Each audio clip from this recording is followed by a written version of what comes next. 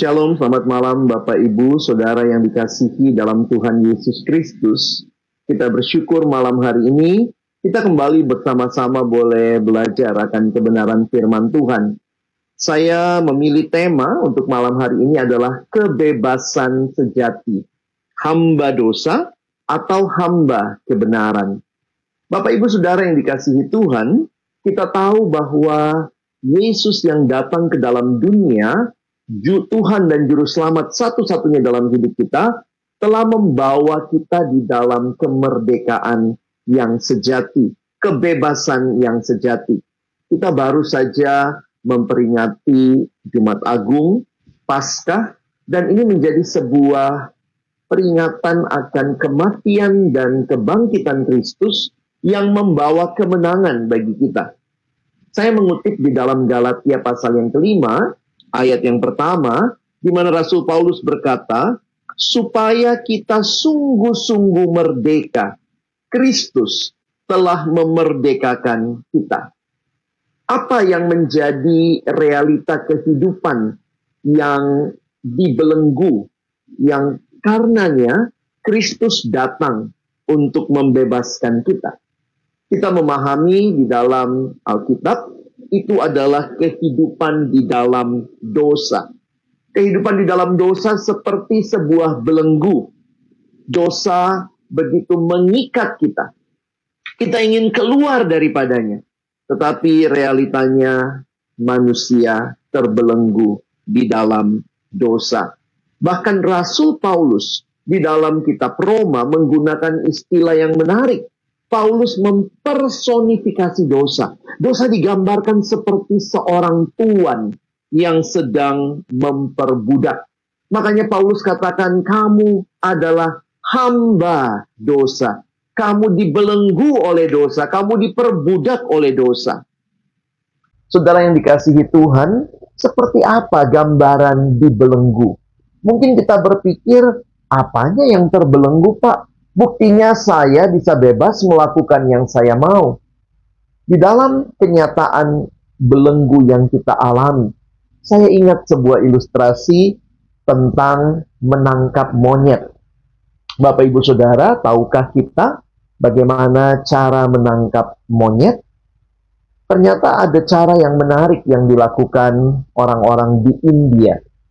Biasanya mereka akan membuat sebuah kotak yang kecil. Lalu dalam kotak kecil itu dibuatlah lubang yang bisa masuk tangan si monyet. Nah, di dalam lubang itu, di dalam kotak tersebut, ditaruhlah pisang atau kacang, makanan yang disukai, digemari monyet.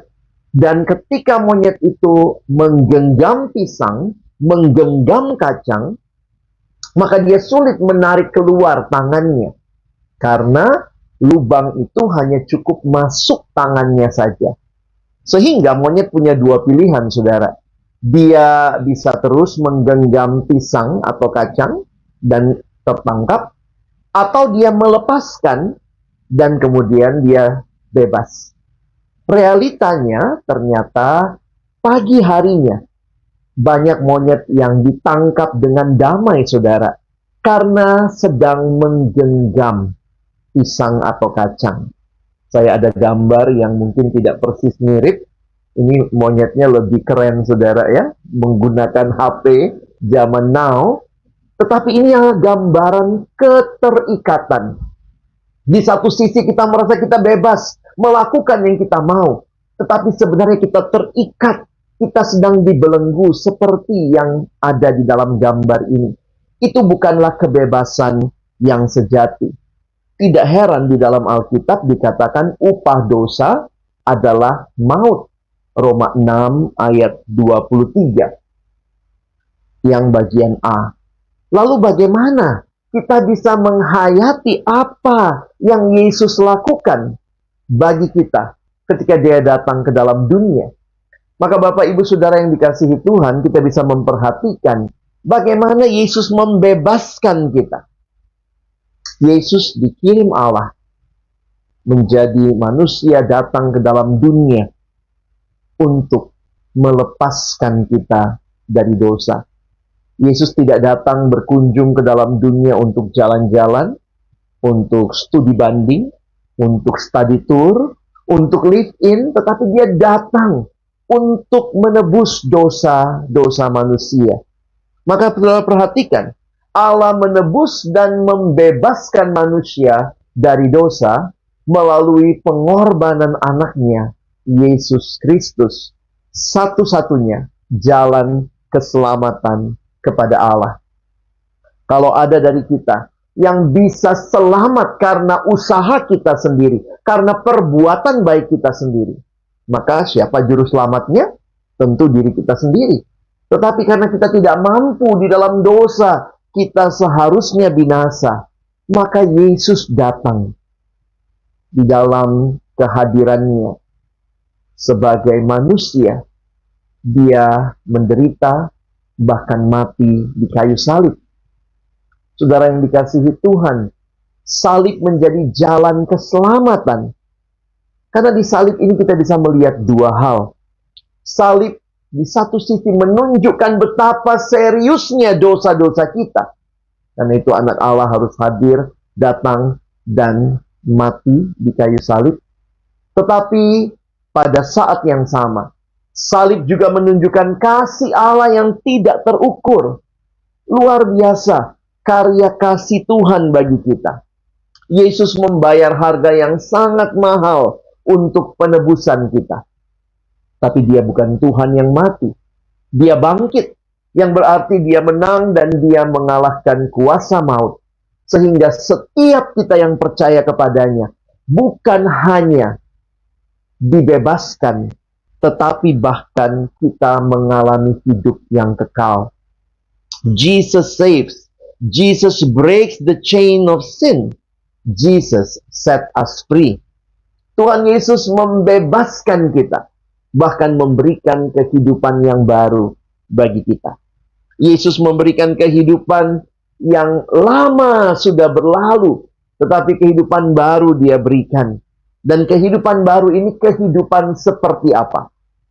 Coba kita bayangkan sebentar, kita tadinya terbelenggu, kita diperhamba oleh dosa, tapi sekarang kita bebas. Mari kita melihat hidup baru itu hidup seperti apa? Hidup baru ternyata adalah hidup yang bebas. Tetapi seperti apa kebebasan yang Alkitab sampaikan? Bapak, Ibu, Saudara, saya ingin cerita sebuah pengalaman ketika beberapa tahun lalu dengan seorang teman yang sama-sama di dalam pelayanan kami.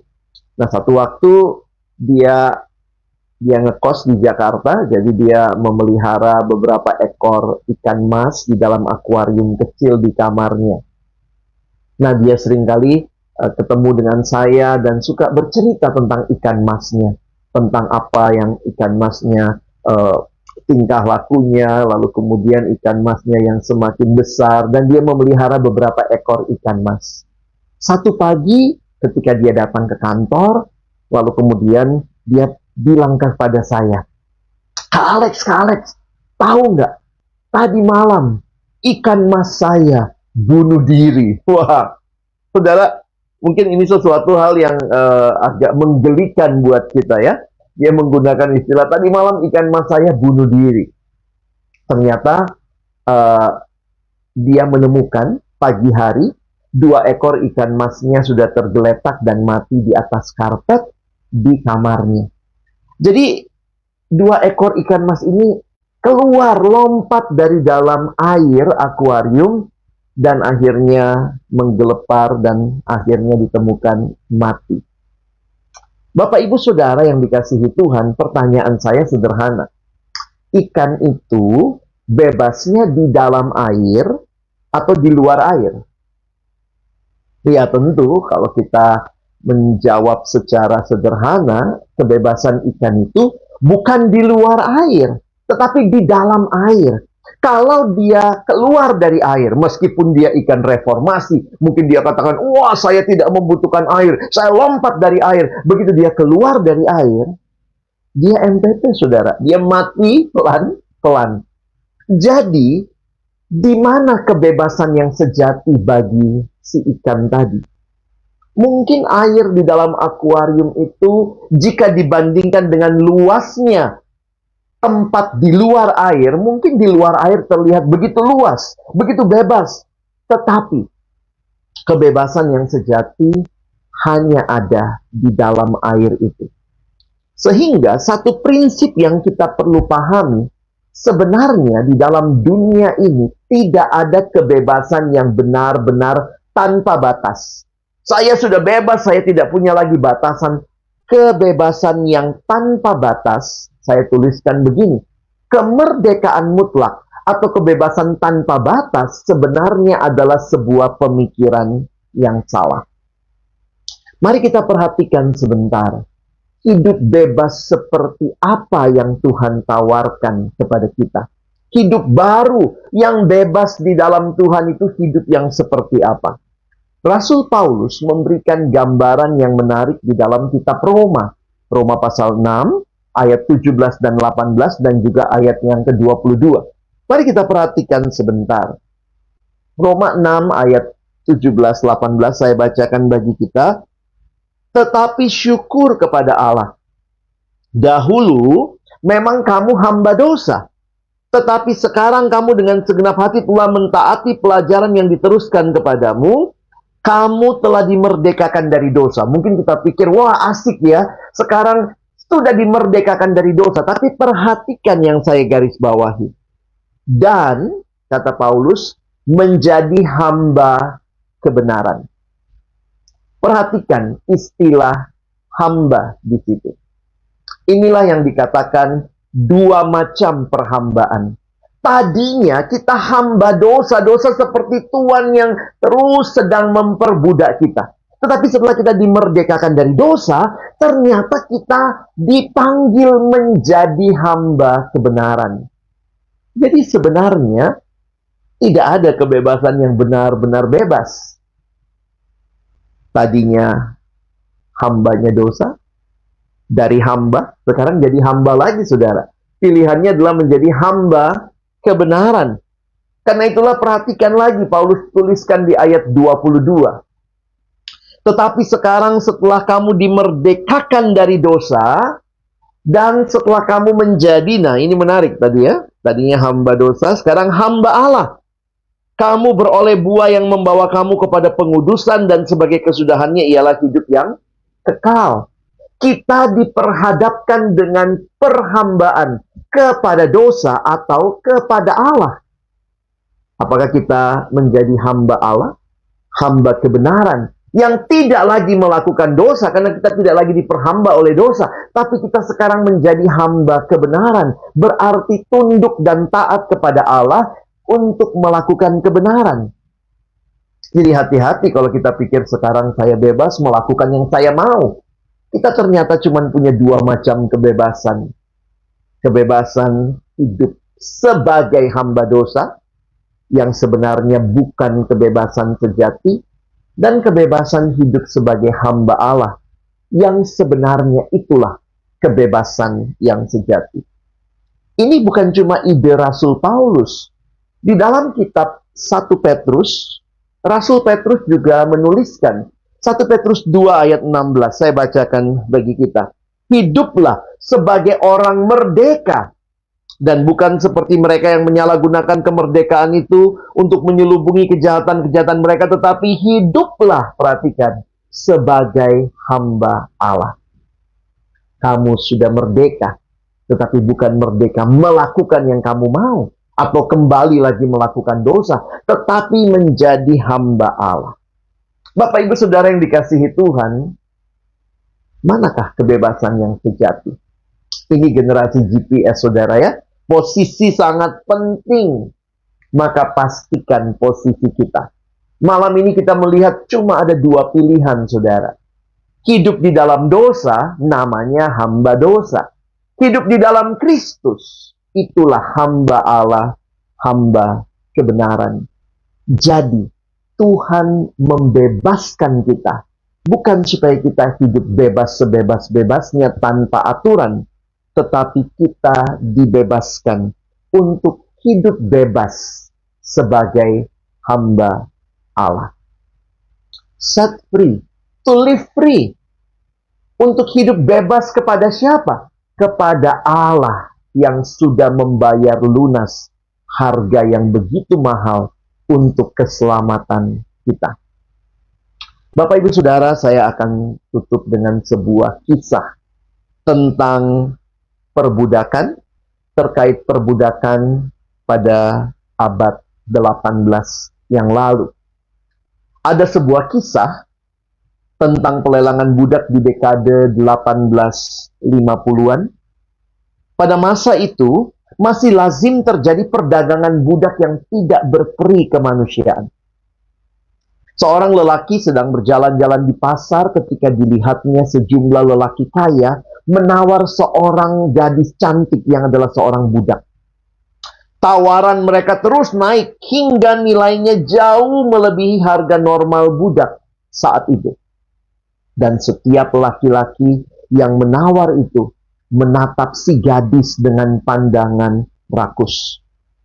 Lelaki yang menonton itu pun tidak tahan lagi ketika ia mendengar perkataan mereka dan apa yang akan mereka lakukan terhadap gadis malang itu. Ia tidak bisa tinggal diam. Lelaki itu pun akhirnya angkat bicara dengan mengajukan penawaran. Jumlahnya 2 kali lipat dari tawaran terakhir. Padahal tadi aja harganya sudah melampaui harga normal budak. Lelang pun langsung ditutup. Dan si gadis diserahkan kepada lelaki itu. Tetapi dengan sorot rasa benci memenuhi sorot mata gadis itu. Lelaki itu lalu membawa si gadis ke sebuah kantor pengacara di seberang jalan. Setelah berbicara sebentar, lelaki itu menoleh kepada si gadis dan menyerahkan beberapa lembar dokumen kepadanya. Ini dokumen kebebasanmu, katanya. Kamu sudah bebas. Kebencian pada wajah si gadis langsung lenyap, berganti dengan kekagetan luar biasa. Sehingga gadis itu berkata, Anda membeli saya untuk membebaskan saya? Ya, kata lelaki itu, kamu sudah bebas.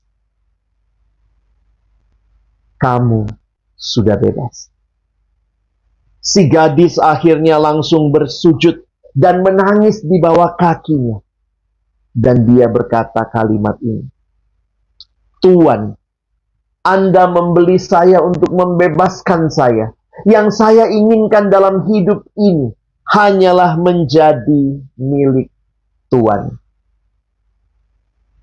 Sang gadis telah dibebaskan dari perbudakan.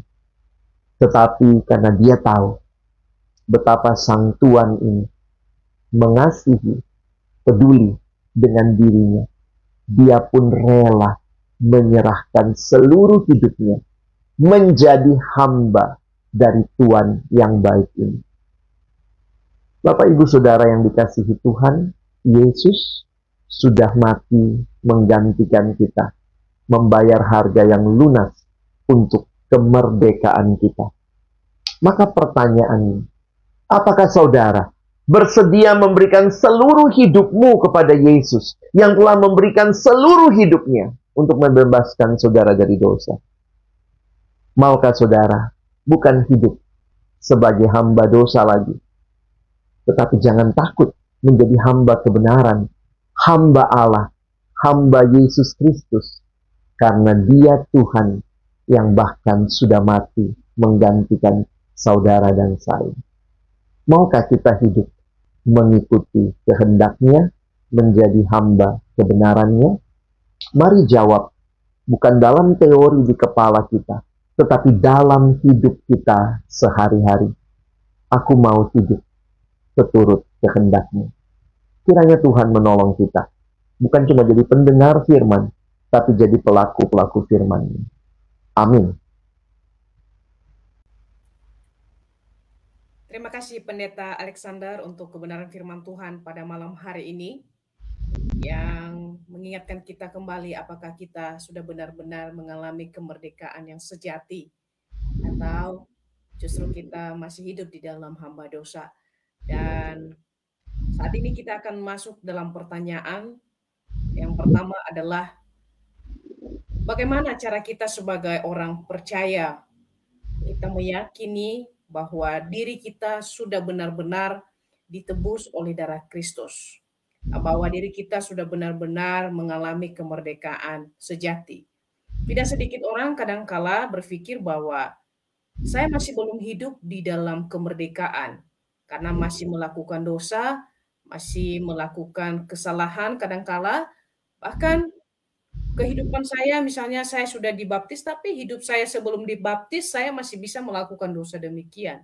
Apakah dengan demikian ketika saya dibaptis atau ketika saya sudah percaya Tuhan Yesus, apakah saat itu titik di mana saya mengalami satu kemerdekaan yang sejati? Nah, bagaimana, seperti apa penjelasannya mengenai kemerdekaan yang sejati ini sendiri, saya persilahkan kepada Pendeta Alexander untuk menjawabnya. Iya, Bapak Ibu Saudara, ini pertanyaan yang sangat baik karena realitanya kita masih bergumul di dalam dosa ketika kita sudah percaya kepada Kristus sekalipun. Sehingga kita harus bisa memahami bahwa ketika kita percaya kepada Yesus sebagai Tuhan dan Juru Selamat dalam hidup kita satu-satunya, secara status kita telah dimerdekakan dari dosa. Secara status kita telah mengalami kehidupan yang baru, hidup yang kekal di dalam Kristus. Tetapi status itu diikuti dengan sebuah realita, bukan cuma statusnya yang kita peroleh, tetapi ada proses kehidupan sebagai anak-anak Allah yang hidupnya harusnya makin hari diproses menjadi hidup yang semakin kudus. Jadi, jangan pernah lupa bahwa kita telah dimerdekakan dari dosa, kita telah diangkat menjadi anak Allah, tetapi di dalam perjalanan kita mengikut Tuhan, Tuhan terus mengubah hidup kita, menyelaraskan kita tentunya dengan kehadiran Roh Kudus dalam hidup kita. Tuhan memberi firman-Nya menuntun hidup kita, jadi kita akhirnya semakin hari semakin serupa dengan Kristus. Jadi kita harus bisa melihat bahwa prosesnya terjadi, tetapi telah diawali dengan sebuah status yang baru. Nah, proses itu sampai kapan? Kita pahami itu proses seumur hidup. Makin hari kita makin diubahkan seperti Kristus. Jadi jangan lupa kita bukan sudah sempurna, tetapi Kristus yang menyelamatkan kita, memberikan kita Roh-Nya yang kudus, memampukan kita hidup sesuai kehendaknya, dan terus berproses sampai nanti kita berjumpa dengan Kristus. Itulah baru kita akan mengalami kesempurnaan. Secara sederhana saya ingat sebuah ilustrasi.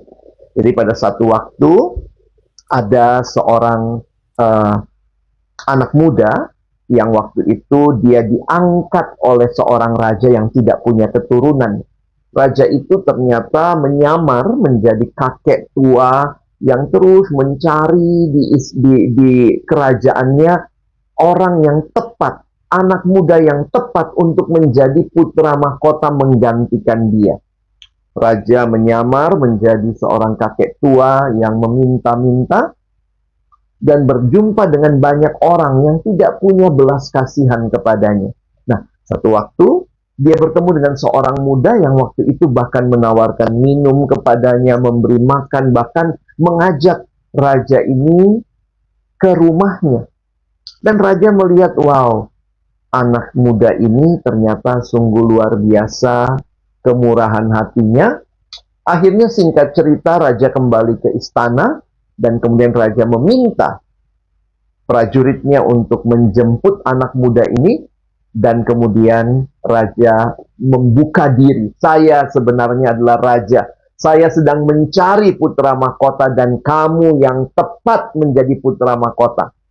Lalu kemudian raja mengadopsi secara legal anak ini. Dan kemudian dilakukanlah upacara yang menunjukkan kepada rakyat, inilah putra mahkotaku. Nah, Bapak Ibu Saudara, Sudahkah dia jadi putra mahkota? Ya, secara resmi, secara legal, secara sah, secara status dia sudah putra mahkota. Tetapi kemudian dia harus diajarkan bagaimana hidup sebagai seorang putra mahkota.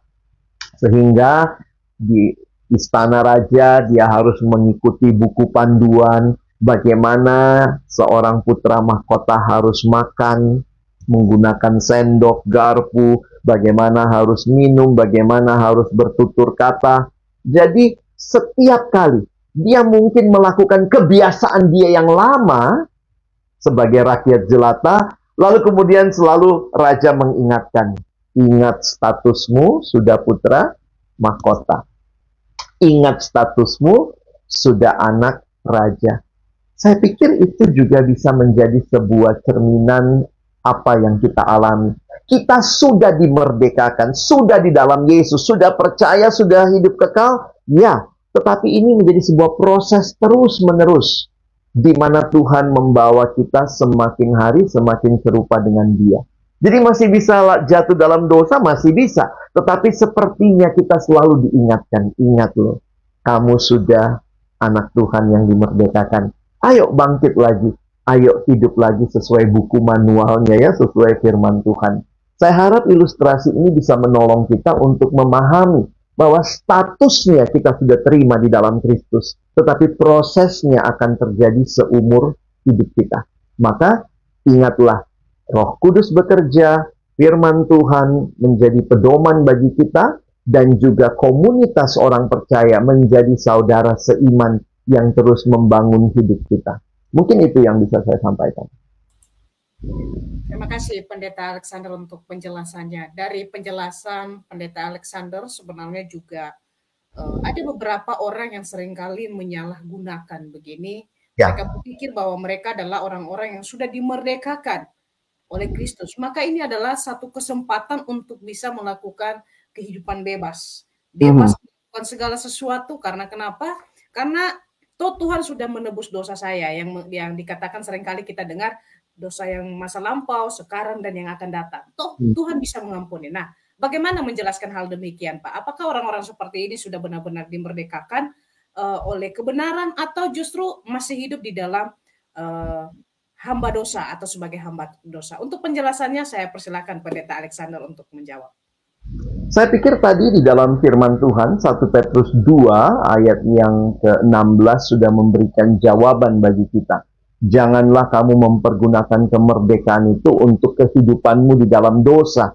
Nah, saya menghayatinya begini. Kalau orang masih terus menikmati dan hidup di dalam dosa, tentu di dalam segala kelemahannya itu menjadi bukti bahwa ini prosesnya sedang terus berlangsung, tetapi harusnya tidak terus-menerus di dalam dosa yang sama. Secara sederhana, kalau dia mengerti pengampunan Tuhan, justru tidak akan makin menikmati dosa. Saya ulangi, kalau orang itu menikmati pengampunan Tuhan, mengerti arti pengampunan, maka dia tidak akan menyalahgunakan. Seperti yang tadi dikatakan Ibu Sinta, ada yang bilang, wah, Yesus mati buat dosa kita yang kapan? Yang dulu, yang sekarang, atau yang akan datang? Oh, buat semuanya. Artinya enak banget ya. Jadi orang Kristen, belum bikin dosa aja udah pasti diampuni. Maka kalau begitu lebih baik ya udah teruskan hidup dalam dosa. Nah, saya punya ilustrasi sederhana. Anggaplah di rumah, Bapak Ibu ada anak ya. Nah, ada anak yang anak ini tinggal di rumah sama orang tua. Lalu kemudian anak ini satu hari main bola, main bolanya di dalam rumah. Wah, tidak sengaja ketendang, bolanya kena vas bunga kesayangan ibunya. Wah, vas bunganya ini luar biasa kesayangan, harta yang sangat dijaga ya oleh orang tua, karena ternyata itu adalah pemberian waktu dulu dari kakek ya, orang tuanya mama, orang tuanya ibu. Nah, tapi akhirnya pecah, hancur berkeping-keping. Wah, anaknya sudah takut. Ini kayaknya bakal saya diusir dari rumah nih, karena sangat berharganya vas bunga ini. Ketika orang tuanya pulang, mamanya lihat, wah benar, vas bunganya sudah pecah, hancur lebur. Lalu mamanya panggil, siapa yang memecahkan? Tidak ada orang lain, cuma anak itu sendiri di rumah. Anak itu datang dan mengaku, saya mah. Kayaknya saya udah siap lah ya, diusir deh ya. Tapi kemudian mamanya mengatakan, memang vas bunga ini sangat berharga. Tapi ya, kamu jauh lebih berharga. Tentu kamu tidak sengaja memecahkannya. Jadi sekarang ya sudah, saya, ibumu, memaafkan kamu.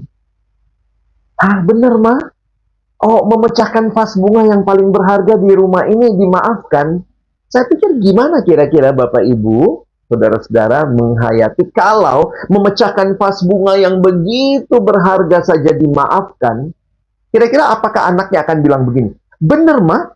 Pecahin vas bunga dimaafkan. Oh, oke deh. Kalau gitu sekarang saya mau pecahin televisi, saya mau pecahin komputer, laptop, kulkas, saya mau pecahin semua di dalam rumah. Kalau itu yang menjadi respon sang anak, saya pikir anak itu tidak mengerti apa arti diampuni. Seharusnya ketika Tuhan sudah mengampuni kita, respon kita adalah, aku tidak mau lagi mengulang yang lama, aku bahkan menjaga ke depan, supaya benar-benar aku mau hidup menyenangkan Tuhan. Jadi kalau orang yang mengerti pengampunan, sebenarnya bukanlah orang yang akan mempermainkan anugerah, keselamatan, dan pengampunan dalam Kristus. Nah, kiranya ilustrasi ini menolong kita, supaya kita jadi tidak seenaknya begitu ya, asik ya diampuni, tapi justru karena diampuni, maka kita mau terus hidup jadi hamba kebenaran. Mungkin itu.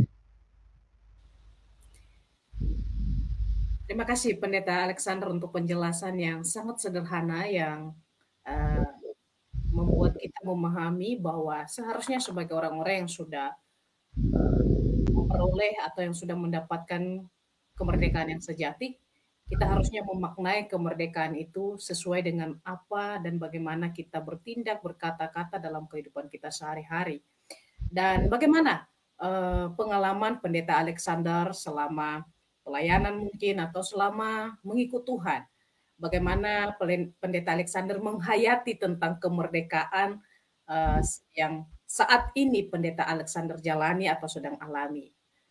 Mungkin ada tips-tips sederhana supaya sahabat-sahabat bara di luar sana juga bisa belajar bahwa ada langkah-langkah sederhana yang bisa kita lakukan supaya kita tetap hidup sesuai dengan kebenaran firman Tuhan, sekalipun mungkin kita kadang-kala jatuh bangun dalam kehidupan ini, bahkan mungkin kita juga terkadang menyerah atau istirahat sejenak, tapi kemudian kita bangkit. Nah, kira-kira mungkin ada tips sederhana dari Pendeta Alexander mengenai untuk tetap setia dalam kemerdekaan kita, untuk tetap setia mempertahankan kemerdekaan kita sebagai orang-orang Kristen. Saya persilakan Pendeta Alexander untuk jawabannya.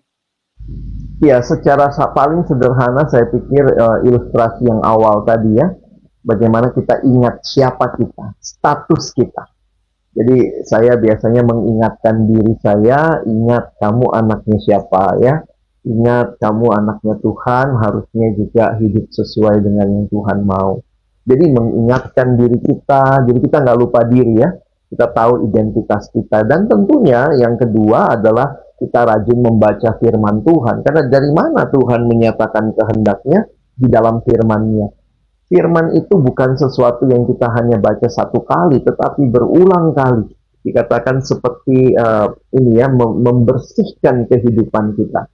Jadi ini jadi satu hal yang penting, supaya kita punya waktu membaca, merenungkan firman Tuhan setiap hari. Dan yang ketiga tentunya juga kehadiran komunitas. Komunitas menjadi rekan-rekan teman seperjalanannya.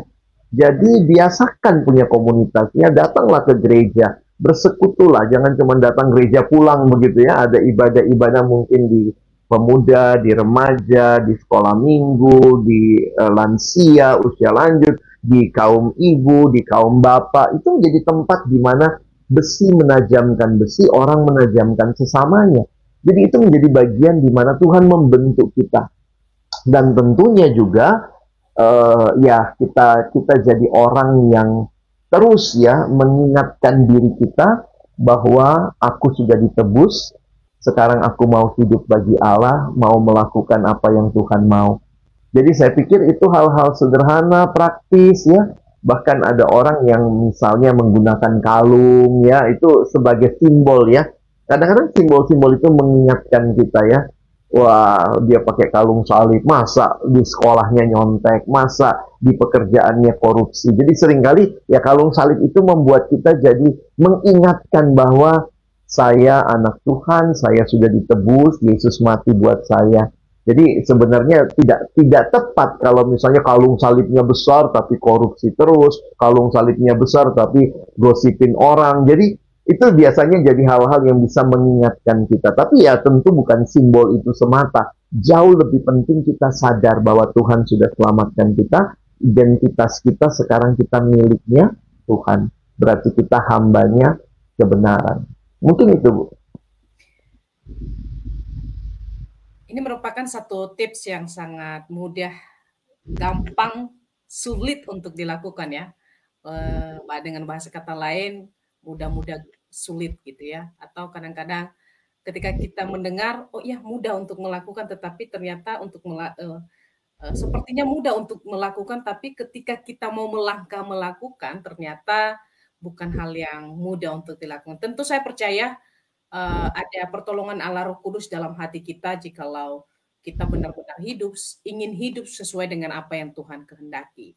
Dan kita akan sebentar lagi mengakhiri live pada malam hari ini. Mungkin ada statement closing yang disampaikan oleh Pendeta Alexander kepada setiap kita pada malam hari ini. Saya persilahkan Pak, kemudian nanti memohon untuk memimpin kita dalam doa penutup pada malam hari ini. Saya persilahkan untuk waktunya Pak. Ya baik, kita bersyukur tentunya bahwa kehadiran Roh Kudus di dalam hidup kita memimpin kita makin hari makin kudus, makin hidup serupa Kristus. Nah itulah bukti dari kemerdekaan yang sejati.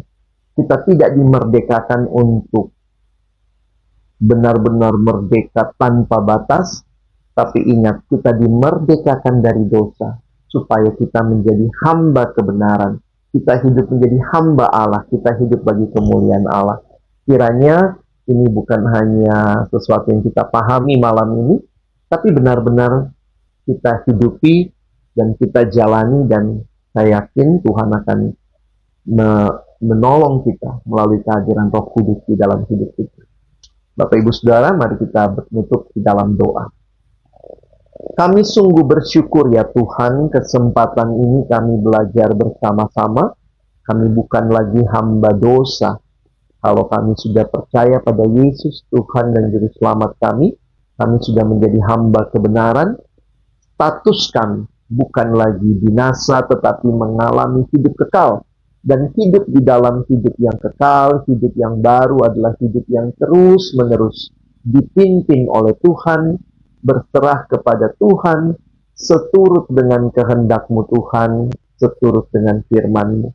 Kiranya semua kami, baik yang tua, yang muda, siapapun yang mendengar siaran baik malam ini maupun di waktu yang lain, kami terus boleh hidup menjadi hamba-hamba kebenaran, nyata sungguh lewat semua tindakan kami, pikiran kami, perkataan kami, tingkah laku kami.